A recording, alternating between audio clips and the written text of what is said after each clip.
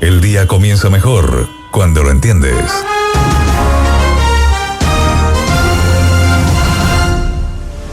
Carlos Gage y sus invitados te acompañan para que inicies el día bien informado. Análisis, contexto y opinión en una hora. Esto es Hora Clave en la 92.9 FM y radiolaclave.cl. Más relevantes en 90 segundos. Lo esencial para empezar tu día bien informado. Estas son las claves del día. Clave 1. El presidente José Antonio Kast reforzó los principales ejes de su campaña durante su primera cuenta pública con un discurso centrado en seguridad, orden y principios tradicionales de la derecha.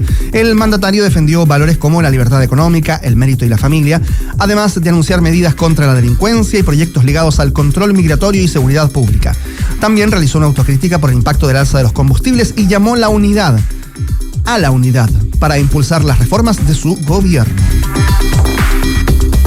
Clave 2. El Ministerio de Hacienda solicitó al Congreso autorización para aumentar la deuda pública en $6.200 millones, argumentando que los recursos actuales no alcanzan para cubrir los compromisos del Estado durante este año. La cartera explicó que la medida responde a un déficit fiscal mayor al proyectado, menores ingresos y mayores necesidades de financiamiento. Desde el gobierno señalaron que la decisión fue compleja y remarcaron que se trata de una acción necesaria para asegurar el funcionamiento y las obligaciones fiscales del país. En la clave 3 hablamos de Medio Oriente porque la situación se pone más compleja. Escala la tensión. Irán suspendió sus negociaciones con Estados Unidos tras acusar además a Israel de violar acuerdos de alto al fuego con nuevos ataques en Líbano. Mientras el gobierno israelí anunció que mantendrá las operaciones militares en el sur libanés, aumentan las advertencias por una posible expansión regional del conflicto. La situación también genera preocupación económica mundial debido al impacto sobre el petróleo y las rutas estratégicas del comercio. Y el otro conflicto también nos trae a la agenda la clave 4 porque Rusia realizó una nueva ofensiva a gran escala sobre territorio ucraniano, considerada una de las más intensas de los últimos meses. Según autoridades ucranianas, el ataque incluyó decenas de misiles y cientos de drones dirigidos a varias ciudades, entre ellas Kiev, Dnipro y Kharkov. Los bombardeos dejaron al menos 18 personas fallecidas y más de un centenar de heridos, además de daños en viviendas, infraestructura y servicios esenciales.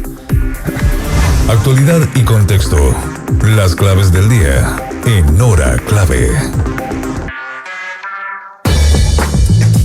La agenda presidencial, por supuesto que ayer nos tuvo atentos a la cuenta pública, donde tras el mensaje, que fue más largo de lo previsto, ¿no? Se hablaba de 90 minutos, así esa era la intención al menos, pero finalmente fue la cuarta cuenta pública más extensa de este siglo en cuanto a duración. Hubo una serie de mensajes, hay también una serie de medidas que se están tomando y que se van a comenzar a tomar incluso desde hoy, ¿no? Incluso con ciertas comunicaciones que se harán a partir de ahora en términos sectoriales de distintas normativas. Vamos a conversar a esta hora con el diputado Stefan Schubert, quien ya está en contacto con nosotros, diputado del Partido Republicano. ¿Cómo está, diputado? Buen día. Hola, ¿qué tal? Muy buenos días. Muy bien, muchas gracias y muchas gracias por esta invitación. Gracias por acompañarnos en el día después, ¿no? De la cuenta pública, más allá de las duraciones, de lo anecdótico. Leí algunas declaraciones suyas, diputado, previo a la cuenta pública, y donde decía, bueno, que usted esperaba, ¿no? Anuncios en seguridad y empleo, especialmente para la Araucanía. Vamos a ir desde ahí hacia lo macro, pero preguntarle si sintió satisfechas sus expectativas en torno a eso y en torno a la Araucanía, ¿no? ¿Qué es lo que también le pueden haber dicho a quienes usted representa en esa región? Bueno, la verdad es que yo debo reconocer que me di cuenta, y reflexionando respecto de mi opinión de lo que ocurrió ayer en la cuenta pública, me di cuenta que soy poco objetivo. Porque este es mi gobierno, yo voté por el presidente Kast y verlo ahí, la verdad es que la cuenta pública, y insisto que probablemente soy poco objetivo, yo la encontré muy buena, me gustó mucho y me gustaron varios enfoques. Como lo que usted me señala respecto a la Araucanía, a mí me llama la atención que está recibiendo la región de la Araucanía, una región muy particular, no solamente porque es la más bella, y así lo dijo el presidente incluso en 2 oportunidades en su intervención, fue la única que mencionó así como la más bella, y ahora después se arrepintió un poco y dijo, no, si en realidad son todas bonitas, no solamente la más bella, sino que también es la más pobre y la que tiene terrorismo, junto con el Biobío. Yo creo que eso hace que tenga que tener mayor atención y a mí me agrada ver que en este gobierno percibo mucha más atención que en el gobierno anterior, incluso que en el anterior también a ese. Esto por las visitas que ha tenido del propio presidente de la República, que si es una situación muy rápida, ha estado en 2 oportunidades en la Araucanía, así como también los ministros y subsecretarios. Yo he visto y he sabido de varios en terreno. No es que antes no vayan, no quiero decir que el gobierno anterior del presidente Boric no fue nadie, no es así, pero sí percibo una mayor atención. Y ayer el presidente de la República habló de la macrozona sur y de que se va a abordar con un plan especial, pero también habló de la ley indígena, de modificaciones y de buscar una forma de desarrollar una región tan empobrecida como esa. Creo que eso es positivo. Me parece bien que se haga modificaciones a la política de tierras, que hasta ahora no ha resultado favorablemente, y creo que eso había que hacerlo. Es algo complejo, que no va a ser fácil. Anunció que se va a hacer con las consultas indígenas correspondientes, pero que se va a modificar, y creo que eso es una excelente noticia para nuestra región. Ahora, respecto en específico, ¿no?, del tema indígena en la Araucanía, dijo que se iban a mantener las consultas indígenas, pero que se iban a hacer de otra forma. ¿Usted sabe, diputado, o alguien ya ha sido comunicado respecto de cuál es el plan específico en ese sentido, o todavía está en desarrollo? Yo por lo menos no sé el detalle, pero sí las consultas indígenas se deben hacer en virtud de un tratado internacional que obliga a que ciertas cosas vayan a consulta. Por lo tanto, el presidente aclaró de inmediato que la modificación no implicaba no hacer las consultas pertinentes.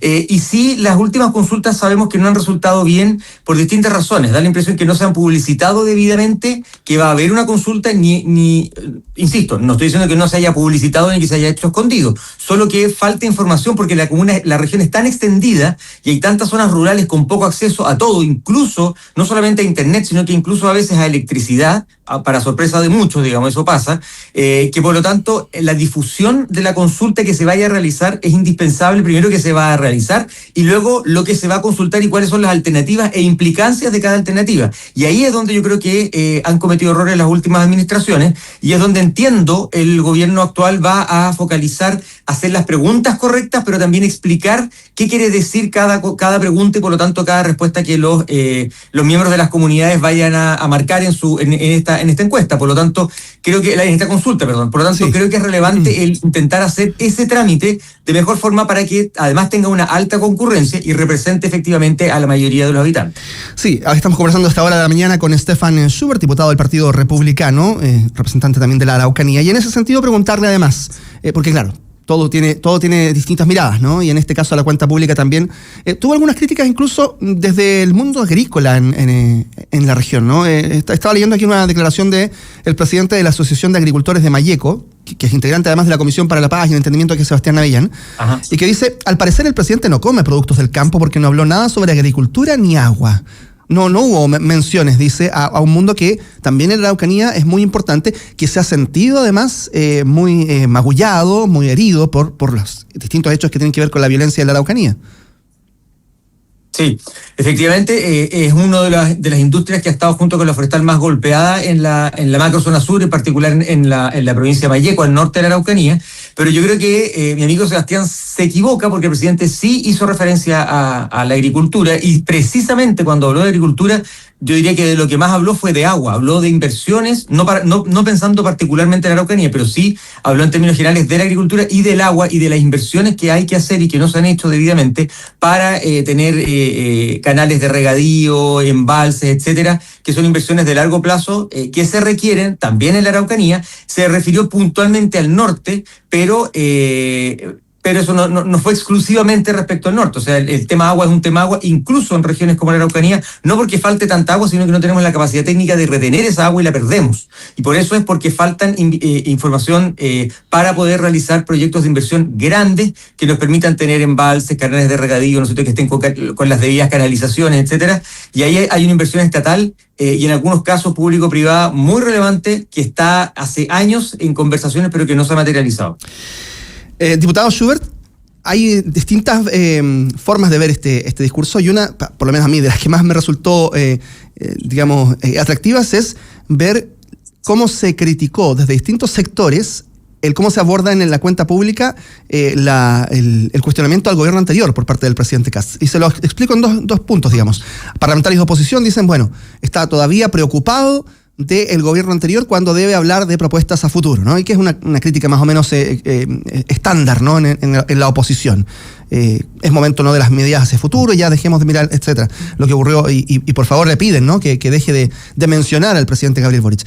Pero Johannes Kaiser, por ejemplo, que está, digamos, al otro extremo ideológico político, dice, a ver, aquí me faltó carne y me faltó que le diera más a la izquierda. Eso es lo que dice Johannes Kaiser, decepcionado, porque dice, le salvó el pellejo a la izquierda, le tendió una rama de olivo a la izquierda, dice Johannes Kaiser. De otra manera, esto habría sido un desposte de la gestión de Gabriel Boric, que es lo que yo creo que debió haber sucedido. ¿Cómo usted mira estas dos posibilidades de revisar una cuenta pública de un presidente que, obviamente, en este caso, no deja satisfecho ni a uno ni a otro sector? O sea, claro, a un sector de la izquierda que es la que señaló aquello, y a un sector de la derecha que es la que señaló lo otro. Bueno, yo creo que es muy difícil en una cuenta pública dejar contentos a todos. Somos bastante críticos en términos generales. El rol de la oposición es destacar lo que no se dijo, lo que se dijo de manera insuficiente, etcétera. Y yo lo entiendo y me parece muy bien, y creo que es sano incluso para esta discusión, a pesar de que le critican el discurso, que yo creo que fue bastante bueno, pero es sano que ellos digan, mire, le faltó más, ¿por qué no habló más de esto? ¿Por qué no profundizó? Yo creo que son decisiones que quien va a entregar esta información tiene que tomar para, en un tiempo que es extenso, tiene que hablar de muchas cosas, y por lo tanto hay cosas donde probablemente podría, a juicio de algunos, haber profundizado y no se hizo. Ahora, hablar del pasado respecto a la primera mención que usted hace, yo creo que es inevitable por dos razones. Uno, porque el gobierno está recién comenzando, y de hecho lo que está hablando es lo que está hoy día, que es lo que viene del gobierno pasado, y es un gobierno de otro signo porque criticó lo que venía del gobierno pasado, y además porque vemos que la realidad con la que se encuentra la actual administración cuando asume el cargo es una realidad mucho peor de la que se había informado y de la que todos nosotros teníamos noticia. Por lo tanto, creo que es relevante explicar a los chilenos por qué hay cosas que se van a hacer de determinada manera, o por qué hay procesos que se van a demorar más de lo esperado o de lo presupuestado. Esto principalmente, no solamente por eso, pero principalmente tiene que ver con una mala proyección en la ley del presupuesto de este año que hizo el gobierno anterior, como debe ser, ¿verdad? Una ingreso al alza de lo que realmente va a ser, y un gasto a la baja de lo que realmente va a ser. Y eso justifica muchas decisiones, y por lo tanto hay que explicar a la ciudadanía, hago esto de esta manera debido a esta razón, y eso implica hablar del pasado. Yo creo que al pasar los meses ya no va a poder hablarse del pasado y no va a corresponder hablar del pasado, sino que solamente hacerlo respecto a lo que ya está haciendo este gobierno y lo que viene a futuro. Por lo tanto, entiendo la crítica, pero entiendo que tampoco es muy fácil hacerlo de otra manera. Y respecto rápidamente del señor Kaiser, bueno, son estilos distintos. Yo creo que al momento de hacer o de armar y articular un discurso como este, esa es una alternativa, el golpearle duro al gobierno anterior, golpearle más o menos al gobierno anterior, o no decir nada. Yo creo que el presidente optó por, y si usted se da cuenta, hubo hartos comentarios a lo mal que se hizo por la administración anterior. Lo que pasa es que se hizo de una forma bastante cortés, la que yo comparto. Yo creo que hay una diferencia de estilos. Y la verdad, yo creo que la ciudadanía también hoy día comparte una mirada donde yo puedo ser crítico, pero no agresivo verbalmente hacia el otro. Y creo que también por esa razón, precisamente, José Antonio Kast ganó la presidencia y no lo hicieron los otros candidatos. Entonces, cuando alguno de esos otros candidatos llegara eventualmente a ser presidente, tiene el legítimo derecho de usar la impronta que le parezca más apropiada. Estamos conversando con el diputado del Partido Republicano, Stefan Schubert, a esta hora de la mañana en Hora Clave, analizando lo que ha sido esta cuenta pública.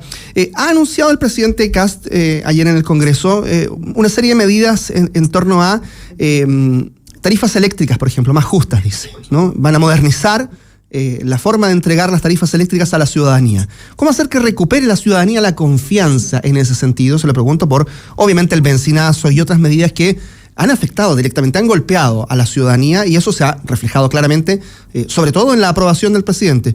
Pero además, los anuncios de modernizar las tarifas eléctricas requieren también de simplificar un trato con las empresas, requieren un montón de elementos que por ahora también aparentemente implican un plan detallado. ¿Cómo hacer que la ciudadanía también confíe en ese plan y que no va a seguir siendo una forma de tratar a la ciudadanía asumiendo directamente, ¿no? Toda inclemencia externa, ¿no? Incluso el propio pago, ¿no?, de las tarifas eléctricas? Bueno, es que lo que el presidente refirió fue la forma en la que la información de las tarifas se comunica al usuario. que es muy complejo. Recordemos que esa industria, la industria de la distribución de la electricidad o de la energía, es una industria extremadamente regulada y que tiene que ver con distintos factores, polinomios, monedas de cambio, etcétera, etcétera, que de verdad es muy complejo. Y 3 etapas además de proceso, digamos, distribuidoras, las que entregan la energía. Claro. Todo eso, claro. Exacto. Cómo se adquiere la energía y luego también cómo se distribuye, y por lo tanto tiene una serie de etapas con la aplicación de distintas reglas, principios, fórmulas, etcétera, que para los que trabajan en esa industria es complejo, cuanto más para el usuario. Y claro, con la intención de entregar esa información termina siendo para nosotros muy complejo entender por qué sube o no sube, o por qué sube tanto, o por qué subió menos una determinada tarifa.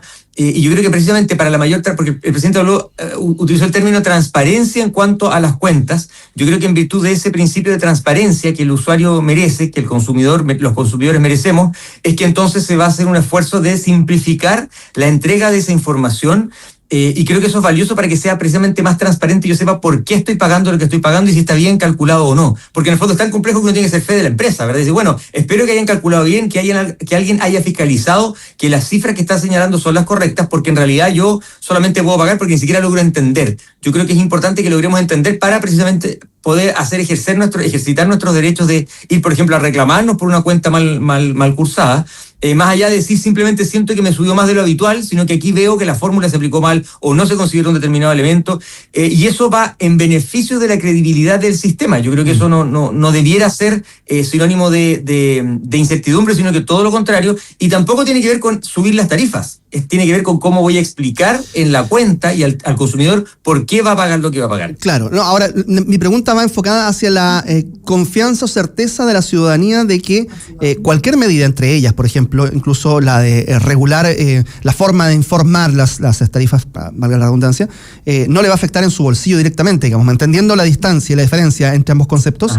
Hay una confianza, una credibilidad en la ciudadanía que también debe, me imagino yo, recuperarse en ese sentido, ¿no?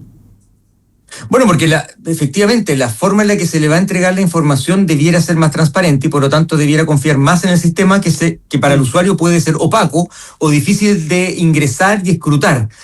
Todo lo contrario, o sea, lo que se busca es justamente dar mayor certeza y mayor claridad y por lo tanto ir en sentido contrario. Yo destaco una cosa que el presidente ha mencionado en algunas oportunidades, un poco al pasar, pero yo creo que es súper relevante.